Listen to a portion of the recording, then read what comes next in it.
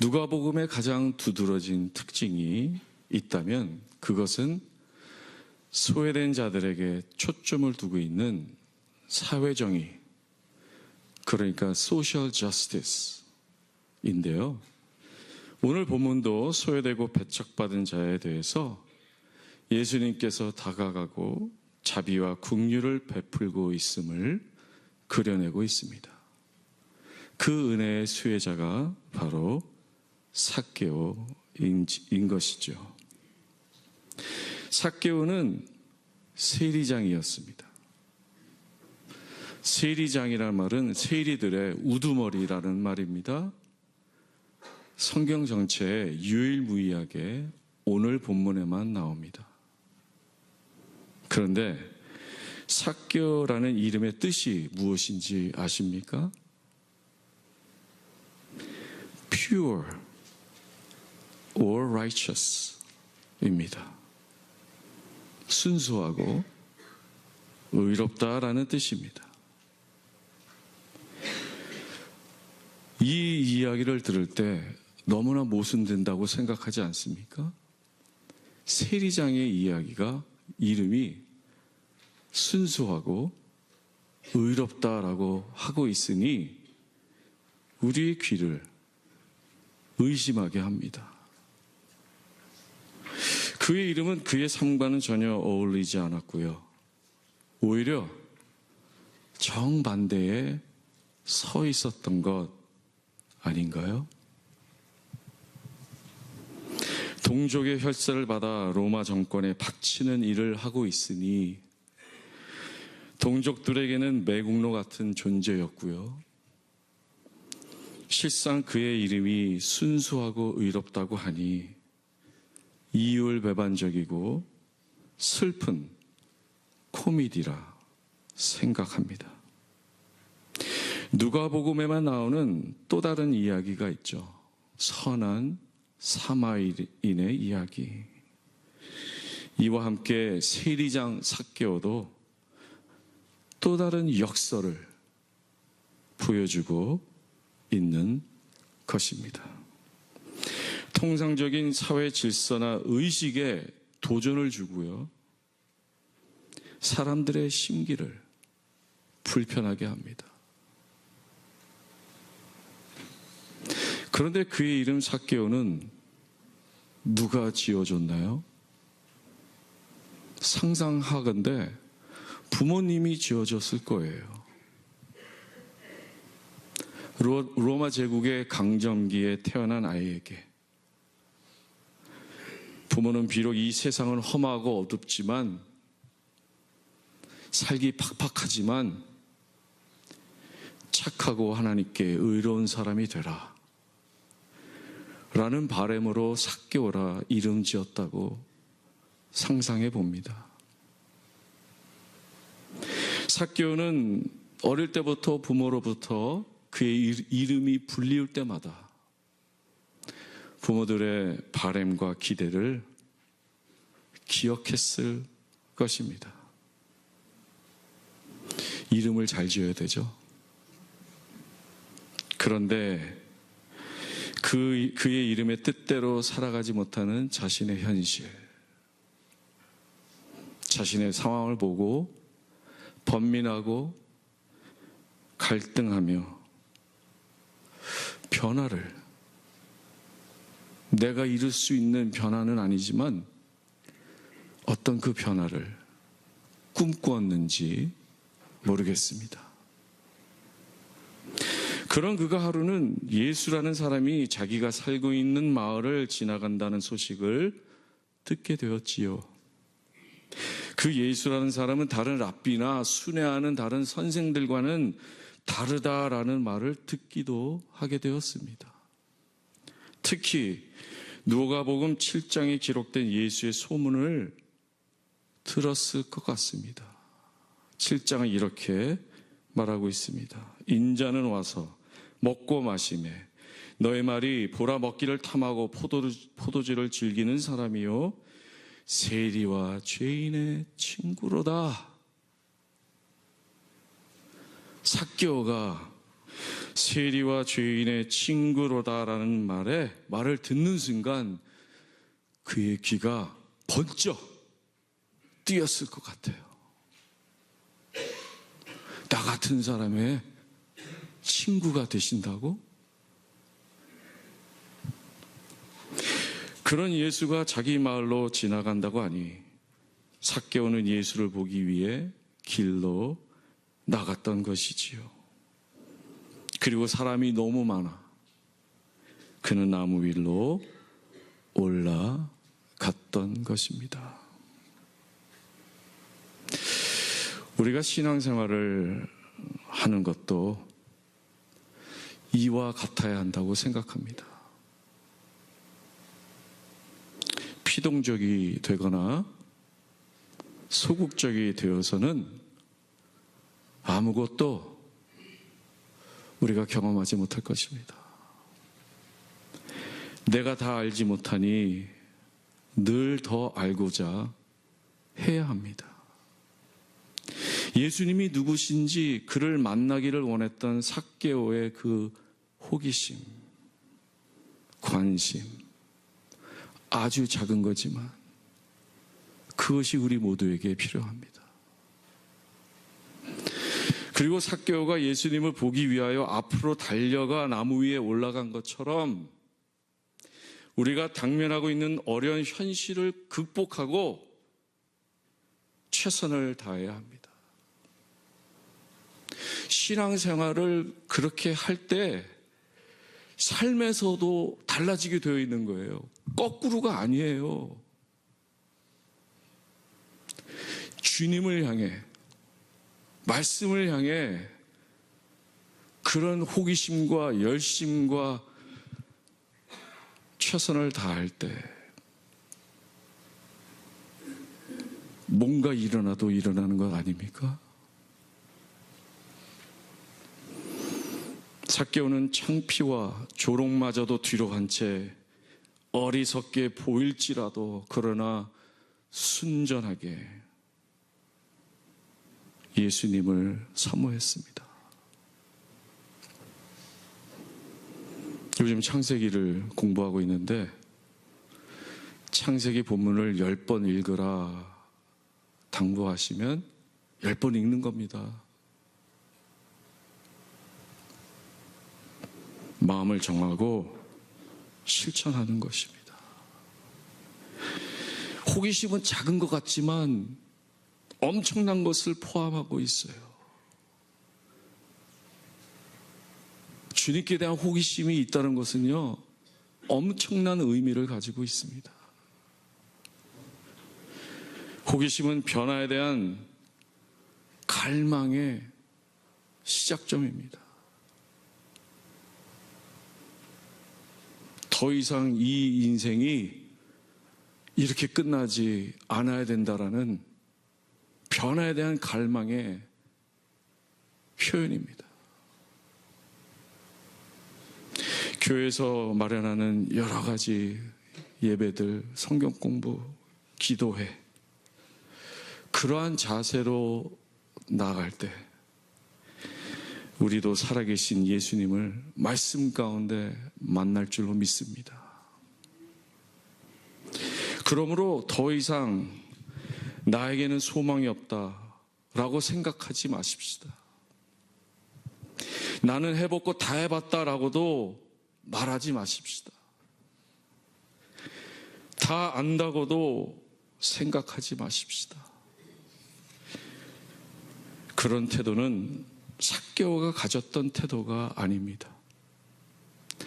동족으로부터 손가락질 받고 자존감이 바닥을 쳤던 삭개오도 예수님을 만나기 위해 길 바깥으로 나갔습니다. 그 현장으로 나갔습니다. 송장로님이 오늘 기도할 때 기도한 것처럼 우리는 보통 세상이 나를 정리하는 소리에 알게 모르게 우리 자신을 그냥 내어주고 있어요. 그것이 나라고 생각하고 결론 내립니다. 사회, 정치적으로 분류된 레이블들로 그게 전부라고 생각합니다. 동양인이니까, 여성이니까, 돈이 없으니까, 나이가 많으니까 등등으로 말입니다.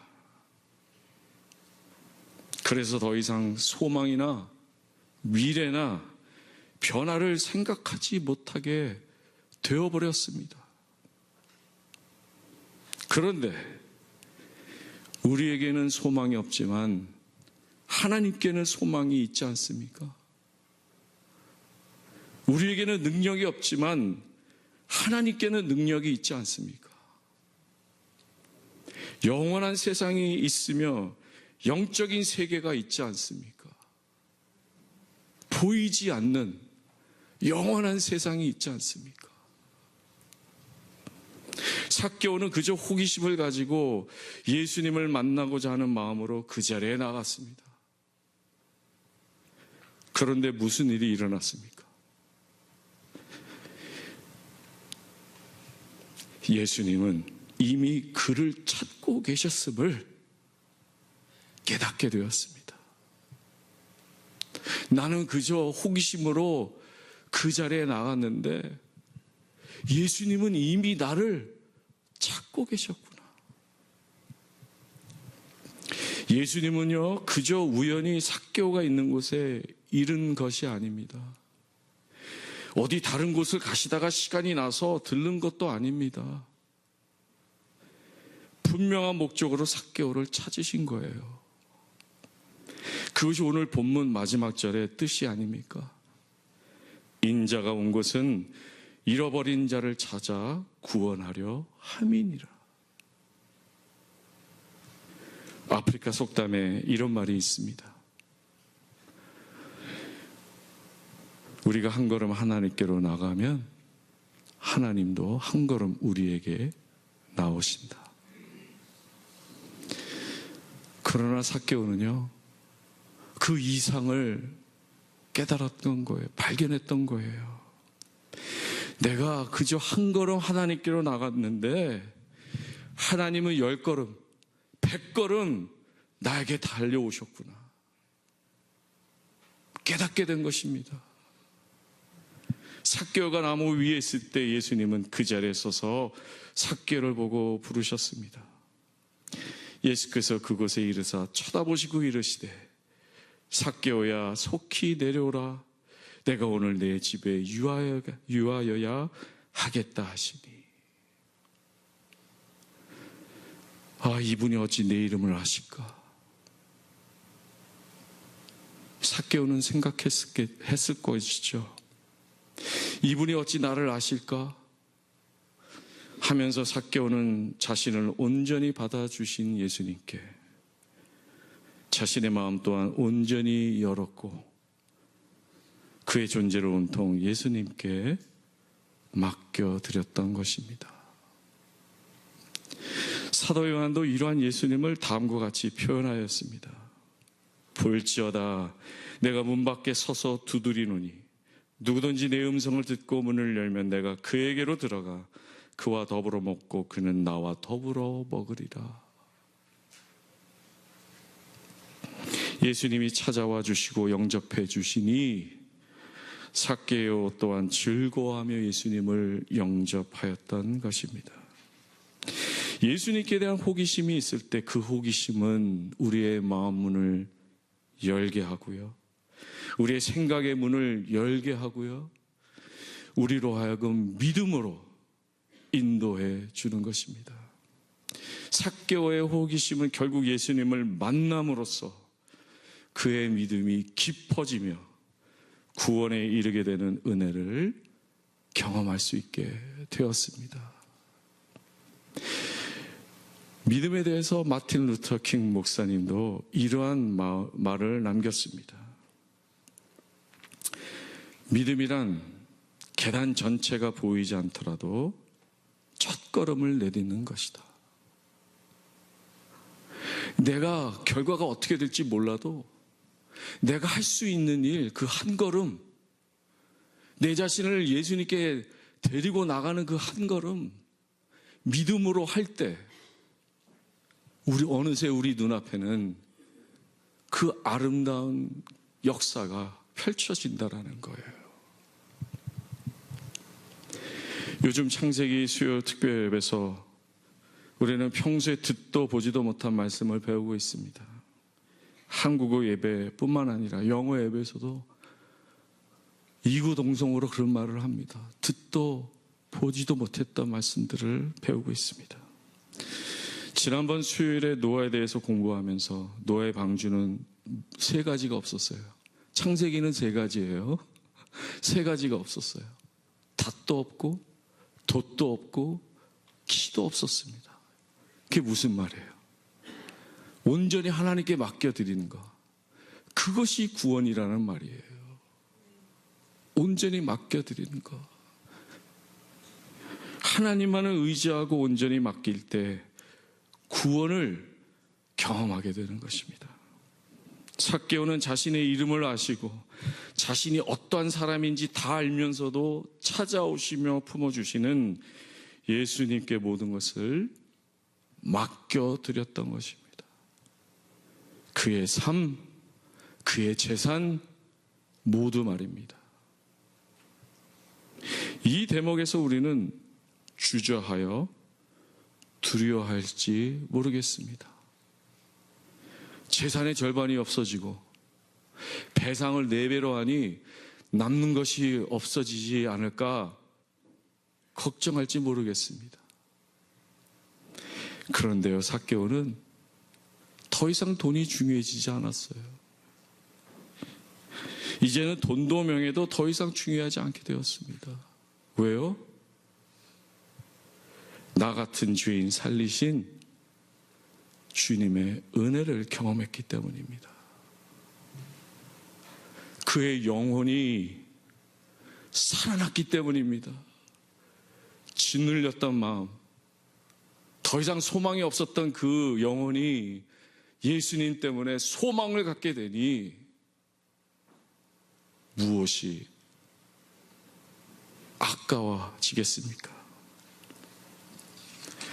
가치관의 변화가 일어났기 때문이지요. 가치관. 더 귀한 것을 경험하게 되니 그동안 쥐고 있었던 것을 내려놓을 수 있게 되었던 것입니다. 왜 살아가야 하는지를 알게 되니 어떻게 살아야 하는지 그것이 결정되는 것입니다. 무엇을 위해서 살아야 될까가 결정되니 거기까지 가기 위한 나의 삶의 태도가 달라지는 거예요. 홀로코스트 생존자인 빅터 프랭클은 니체의 말을 인용하여 다음과 같이 말했습니다. 살아야 할 이유가 있는 사람은 거의 모든 방법을 견딜 수가 있다. He who has a why to live for can bear almost anyhow. 예수님을 만나고 예수님의 은혜로 새로운 사람이 되었을 때 이제는 삶을 살아가는 태도가 달라지게 되어 있는 거예요. 수고와 헌신, 섬김 힘들게 되지 않습니다. 주님의 은혜 때문에. 마태복음 기자도 동일한 의미로 다음과 같이 말하였습니다. 천국은 마치 밭에 감추인 보화와 같으니 사람이 이를 발견한 후에 숨겨두고 기뻐하며 돌아가서 자기의 소유를 다 팔아 그 밭을 사느니라. 영원한 세계에 대한 가치관, 하나님께 대한 새로운 가치관, 나를 실질적으로 살려주는 것을 경험한 사람의 삶의 태도입니다. 이것이 진정한 회개 아닙니까? 회개한 사람이 구원받는 것이고요, 구원받은 사람이 회개합니다. 순서가 정해져 있지 않습니다. 얼마나 주님으로부터 멀어진 줄 알고 다시 주님으로 그의 발걸음을 옮기게 되는 것입니다. 교회 여러분, 주님은 여러분들을 찾고 계십니다. 늘 찾고 계십니다. 길 잃어버린 여러분들 지금도 찾고 계십니다. 지금도 늦지 않았습니다. 우리에게도 여전히 모든 것을 다시 시작할 기회가 있습니다. C.S. 루이스는 이런 말을 남겼어요. 새로운 목표를 세우거나 새로운 꿈을 꾸기에 너무 늙었다는 것은 없다. 지금 이 순간 우리는 모든 것을 새롭게 시작할 수 있습니다. 주님의 자비와 긍휼을 믿으며 주님을 만나러 나아갑시다. 한 걸음만이라도 나아갑시다. 여러분들을 위하여 이미 10걸음, 100걸음을 찾아오시는 주님을 만나실 줄로 믿습니다. 삭개오야 내려오라 하신 것 같이 우리의 이름을 부르실 때 주님을 향해 마음을 열고 믿음으로 영접하십시다. 우리는 구원받을 것이고 새롭고 풍성한 삶을 살아가게 될 줄로 믿습니다. 찬송하시겠습니다.